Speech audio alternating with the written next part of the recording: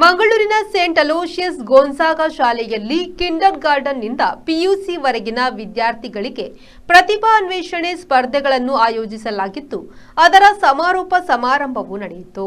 ತುಳುವ ಸಿರಿ ಎಂದು ಪ್ರಸಿದ್ಧರಾಗಿರುವ ಅದ್ವಿಕಾ ಶೆಟ್ಟಿ ಬಹುಮುಖ ಪ್ರತಿಭಾವಂತ ಕಲಾವಿದೆ ಸಮಾರೋಪ ಸಮಾರಂಭವನ್ನು ಉದ್ಘಾಟಿಸಿದರು.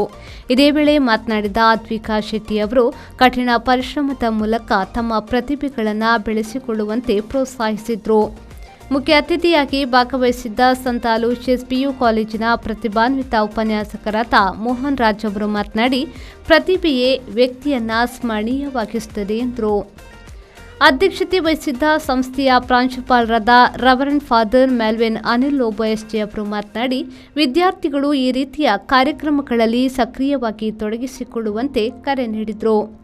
ಈ ಸಂದರ್ಭದಲ್ಲಿ ಉಪಪ್ರಾಂಶುಪಾಲರಾದ ಲಾರೆಲ್ ಡಿಸೋಸಾ, ಅಪರ್ಣಾ ಸುರೇಶ್ ಉಪಸ್ಥಿತರಿದ್ದರು. ಪ್ರತಿ ವಿಭಾಗದಲ್ಲಿ ವಿಜೇತರಾದವರಿಗೆ ಟ್ರೋಫಿ ಮತ್ತು ಪ್ರಶಸ್ತಿ ಪತ್ರಗಳನ್ನು ನೀಡಲಾಯಿತು.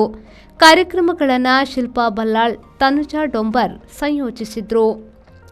ಬ್ಯೂರೋ ರಿಪೋರ್ಟ್, ವಿ4 ನ್ಯೂಸ್, ಮಂಗಳೂರು.